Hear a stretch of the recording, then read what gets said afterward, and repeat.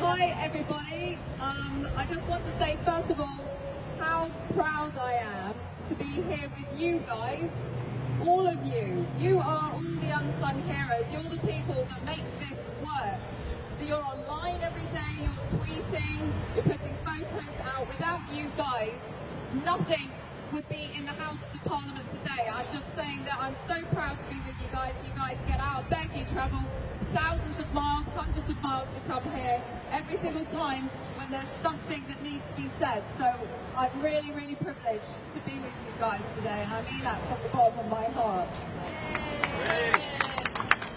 And obviously today is a really, really exciting day because a petition has finally managed to get itself into the Houses of Parliament, and that is a huge, huge thing. We've been trying forever and ever to get this debated, and this brilliant parliamentary petition has finally managed to get it there. So today it's going to be so exciting. It's actually real. We're going to have MPs in there talking about whether we should get this awful, cruel trade in eating dogs in Korea brought to an end. Now, it's not about culture, it's not about being racist, and it's not about favouring dogs over other animals, which is something I get posted on my website continuously, is this, oh, it's speciesism, it's this favouritism of dogs over other animals. I'm sure I can say, hand on heart, that most of you here today are with me in agreeing that be a dog, a cow, a chicken, it doesn't matter what. They're all sentient beings and they all deserve the right to live. I think the difference is the means to which they're being killed, the means to which they're being tortured, they're being hung, and as somebody that has to make television and cut together these videos, I have to look at this footage. I have to watch these dogs being slowly pulled up on ropes and hung. I had to watch footage of a dog having its throat slit, and then it stood up and it looked around wondering what had happened to itself. I watched a little dog having its tiny little paws chopped off the other day whilst it was still alive. There's been stories of dogs being crucified. We've all seen them being blowtorched. I've seen a dog in a cauldron being boiled alive, and the guy is prodding it down with a stick to try and stop it from getting out of the cauldron. This is not culture. This is not, oh, letting them eat meat. This is torture, this is despicable, and this must end now. Now, going back in 1988, at the last Olympics, thank you.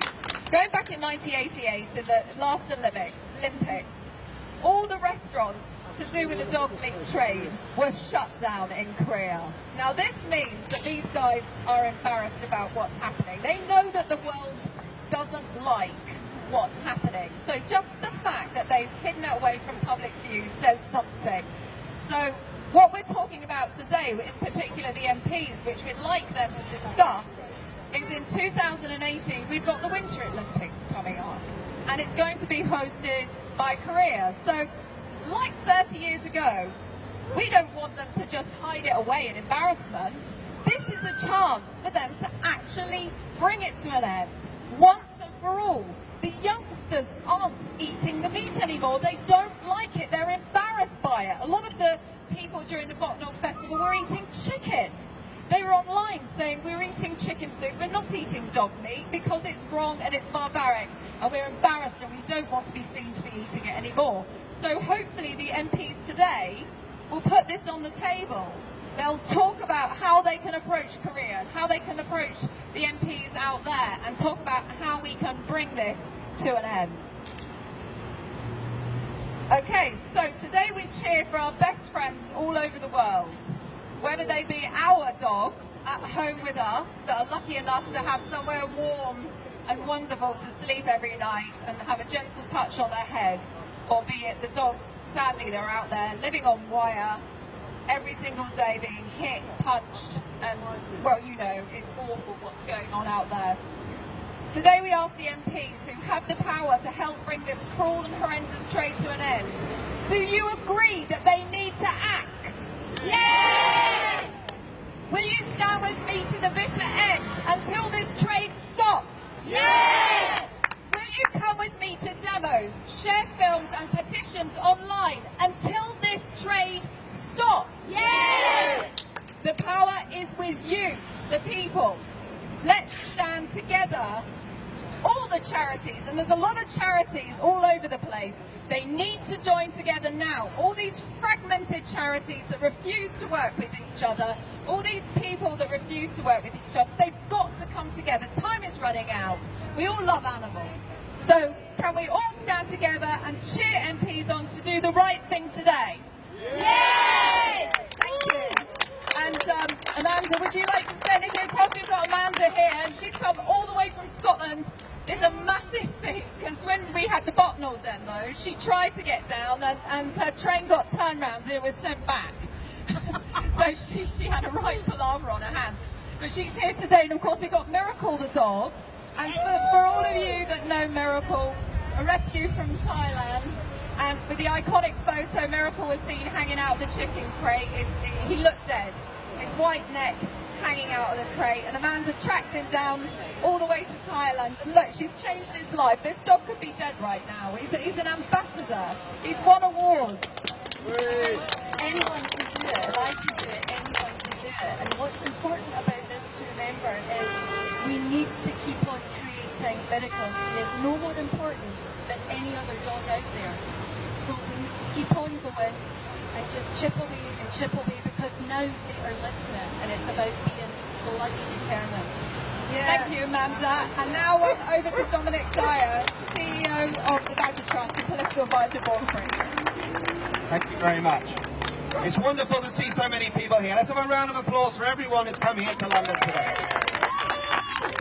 I spend my time talking about wildlife protection at home and abroad and about animal welfare, but I, like you, I'm a dog owner. I care passionately about my relationship with my dog. I know that that relationship has brought real benefits to me mentally and physically, as it does millions and millions of people around this world. I know that dogs are special. I care for all animals, but I know dogs are special. I know our relationships with dogs are special. Every single day, dogs make a difference in human lives. People with disabilities, from those with blindness to epilepsy, that rely on these dogs to get them through their lives every day and improve the quality of their lives. If you're missing in the mountains and you're looking for anyone to rescue you, it'll often be dogs that will come and find you. If you get lost in the Italian lakes, there'll be dogs jumping out of helicopters to rescue you. We remember yesterday the tragic events of 9/11, when those towers came down on that beautiful autumn day like this in New York, when thousands of people died. The first responders into that wreck of that horrible place were dogs. And one of those brave dogs, the last dog, died in Texas only months ago, the last veteran of 9/11. But let's hear it for dogs and for all that they do for us.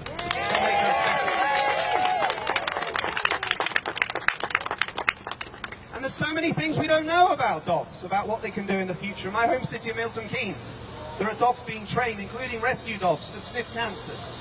Cancers because their nose is so powerful that they might be able to find cancers way before doctors can find them. And we know this from evidence of dogs that have sniffed cancers out on people around the world and has led them to get biopsies and to get treatment early. We know their noses are incredible, and they can help save millions of lives just through the very virtues that they have and through the skills that they have that we can never ever replicate, no matter how clever we think we are.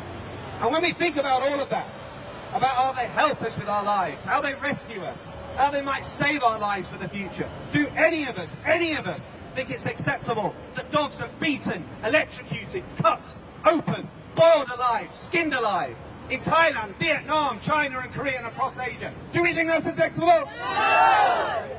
This is not about culture. This is about ignorance, greed, and utter depravity and cruelty to the most wonderful animals that we share our lives with. Wouldn't you agree? Yes! And thankfully, millions and millions of people around the world, including in those countries, Thailand, Korea, Vietnam and Thailand, as well as the United States, Europe and around the world, are now beginning to stand together and join forces and say enough is enough. Wouldn't you agree? Yes! This has become the biggest global animal welfare campaign anywhere. Today, of course, we're thinking about Korea. In Korea, you've got maybe 13,000 farms in the most brutal, disgusting conditions, farming dogs, over 3 million of which are killed every year. But across China, Thailand, Vietnam and other countries, over 50 million dogs and cats are killed in similar disgusting conditions. But the world is waking up to this horror. And we're beginning to say that we will be judged by the way we treat the animals we share this world with. And we can no longer be judged by this depravity, this disgusting treatment, and this utter cruelty. Wouldn't you agree? Yes! And that's why over 100,000 people have signed that petition there. And that's why I thank the Daily Mirror for putting this on the front page of a national newspaper in this country, which millions of people saw last week, telling us about the real horror of the global dog meat trade. No one can hide away from this any longer. And the only reason that made the front page is because people like you have been sharing your images on social media, have been marching up and down the streets and capital cities of places around the world, have been shouting out no end to say, you must, media, you must take this seriously. You must, politicians in Parliament here and around the world, take this seriously. That's why over 100,000 people have signed that petition in months, and that's why MPs are debating quite rightly in there today about what we should do as a so-called civilized nation to work with Korea to try and improve the standards and conditions and shut down this horrible meat trade. Wouldn't you agree? Yes! And we are making a difference. If you look at countries like Korea today, the vast majority of young people will not eat these products any longer. Thank God. They know it's disgusting, they know it's cruel, and they also know it's a major health risk to them as well. They are turning their back on this. It's an older generation that are trying to keep this going, but most young people don't want anything to do with it. And we're seeing the same in China, the same in Vietnam and other countries. Pet ownership is massively increasing. The pet business is a very, very valuable one. It's worth hundreds of millions of dollars in those countries today. There are veterinary surgeries opening up. There are dog places where you look after your animals, all the best food, all the best treatment, all the services that we provide in this country are being replicated there as well. That's a good thing, we should welcome it. The more people are educated, the more they realise the special relationships they have with these animals, the less inclined they will ever be to support this cruel torture. Wouldn't you agree? Yes! But we must keep working. This is not about individual countries. It's not about individual races. It's about just treating people and treating the animals we share this world with decently. There is depravity and cruelty to dogs across Europe and North America and all the so-called civilized nations in which we're lucky to inhabit. But the one thing we do have, we have laws. The one thing we do have is regulation and control. The one thing we do have are NGOs and civic society and individuals that will stand up and be counted. And that's what we need to see more of in Southeast Asia. We need laws to protect dogs. We need laws to shut down these horrible dog farms. We need laws to shut down these horrible slaughterhouses. We need laws to protect humans because of their health risks. We need laws to protect against the depravity and cruelty to animals. And they must be enforced on an international level. And that's why politicians in this Parliament, politicians in Washington are debating and discussing this. And that's why we must keep up the global pressure. Wouldn't you agree? Yes!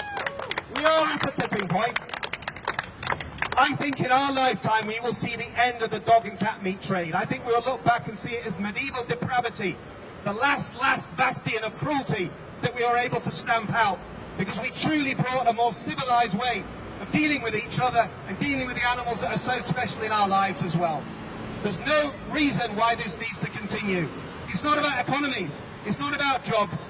It's about cruelty, it's about greed, and it's about ignorance. And the only thing that will stop that, the only thing that stops that, is our voices being loud and us sharing our anger and making the world a better place. So keep fighting. Thank you for coming today. We are making a difference. Thank you.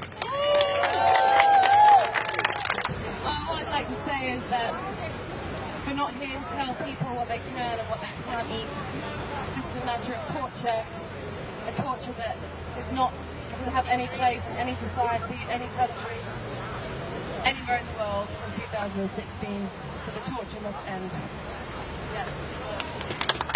And I can spy in the distance Peter. Hello, Peter! And of course we've got the wonderful Pete Egan here, who has very kindly... Are you going to say a few words to the crowd, Peter? Sure, yes.